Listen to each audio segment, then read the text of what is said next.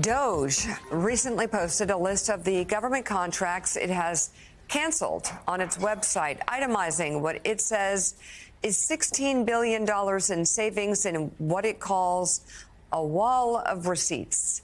Yet an investigation by the New York Times found almost half of those line item savings could be attributed to a single $8 billion contract for the Immigration and Customs Enforcement Agency. Furthermore, according to the paper, it appears that the DOGE list vastly overstated the actual intended value of that contract. A closer scrutiny of a federal database shows that a recent version of the contract was for $8 million and not $8 billion. In addition, okay. It's kind of a, so this is typo? Dr. Evil stuff. Yeah. I think it was a typo. $1 million. Yeah. $1 billion. In addition, the Times notes that since $2.5 million had already been spent on the contract, it's likely that canceling it saved $5.5 million at most. A spokeswoman. Wait, okay, so instead of $8 billion, so instead of $8 billion, it saved $5.5 million. Okay, got it. Right, and a spokeswoman for DOGE did not respond to the paper's request to explain their accounting. Joining us now, former Biden White House infrastructure coordinator and former Democratic mayor of New Orleans, Mitch Landrieu. He is co-chair of American Bridge, a Democratic political organization. Also with us, the president of the National Action Network and host of MSNBC's Politics Nation, Reverend Al Sharpton. Also with us, MSNBC contributor Mike Barnicle's here, Joe. He showed up. All right. This is exciting, man. We got everybody we need. And let's start with Mitch. Hey, Mitch. So you understand, as Ross Perot would say, where the rubber hits the road, where we can talk sort of generally, theoretically about government cuts. We can talk generally, theoretically about waste, fraud, and abuse. And we all want to get rid of waste, fraud, and abuse. We've spent our lives, I know you have too, trying to find it and get rid of it. But then you talk about these random cuts where, you know, as somebody said, you measure once, you cut 2, 3, 4 times, and suddenly people are really, working Americans are really feeling the impact of these cuts. Well, this is where you can find out whether somebody is just talking the talk or walking the walk. When I became mayor of New Orleans, 3 weeks after the BP oil spill hit, we had been through Katrina, Rita, Ike, Gustav, the national recession, and the BP oil spill. My government was $100 million in the hole out of a $460 million budget. I had to cut 20% out of a budget in 6 months. I don't know anybody else in the country that's ever done that. But what I found is you better not cut stupid.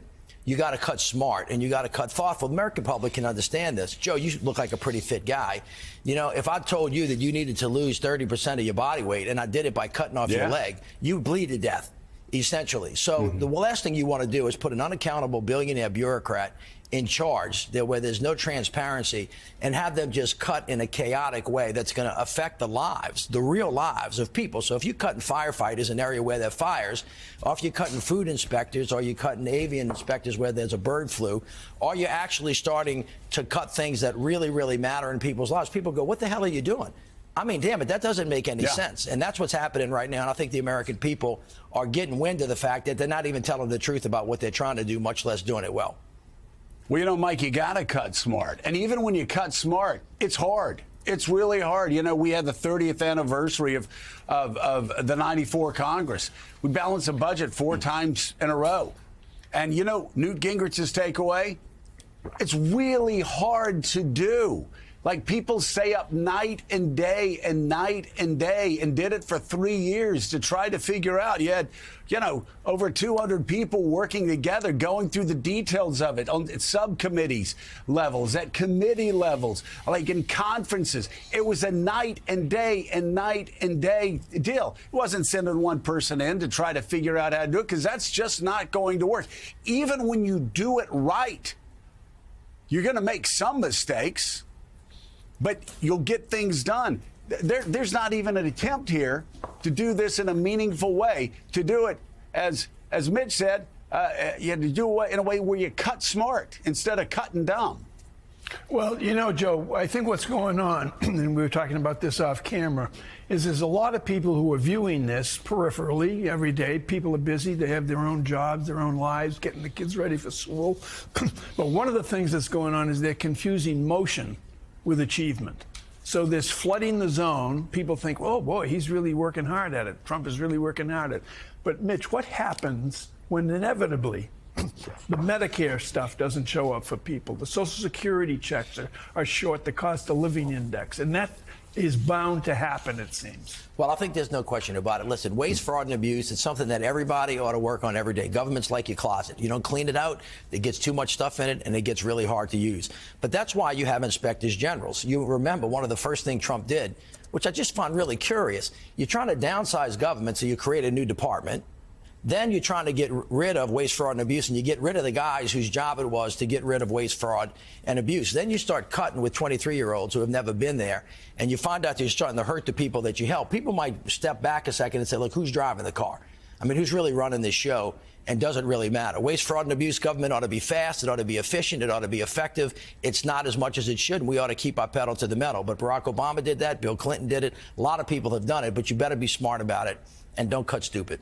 So, Mr. Mayor, how do Democrats then communicate this? How do they? We know there's been a lot of self-evaluation in the party since Election Day. There's been a lot of concern the last few weeks about focusing on a message, who should be the right spokesperson for that message. If it's this, if indeed part of this is Musk and Doge, and hey, he's cutting things that impact your life and your neighbors' lives, what's the best way? How should Democrats try to break through the fire hose of information and communicate it? Well, first of all, it's hard to do. The president's got the microphone. He's got the Supreme Court. He's got both with the Congress. But you got to go out there and fight. I think you have to go ask people, you know, what the hell? What's going on? What happened? Why did you decide to jump ship and go to the other side with somebody who obviously doesn't care very much about you? Essentially, what people are saying is, look, I just feel like things are hard right now. I just feel like people are not concentrating on the things that are affecting me at my dinner table. I got to pay the rent, got to pay the mortgage, the interest rate's too high. I got to get the groceries down. But, you know, you've noticed that Donald Trump has spent more time redoing the Kennedy Center board than he has on bringing down costs. Like, he hasn't signed one executive order. He's waving that pen around like it's a magic wand. And if he's so powerful, I mean, why didn't he bring down the price of eggs? Why are the mortgage rates going down? Why are gas prices going up? Why is the stock market going down? Every indicator for working men and women in this country has gotten worse since Donald Trump has been the president, but he's off giving away Russia, giving away Ukraine to Russia is what he's spending his time on, to taking over Panama, taking over, you know, other countries, you know, kind of ticking off Canada and Mexico are supposed to be our allies, telling our friends in Europe who were stood shoulder to shoulder when they stormed the beaches of Normandy to put back fascism that they can take a hike, and he's not concentrating on the American people. And that's where I think that we have to focus our attention.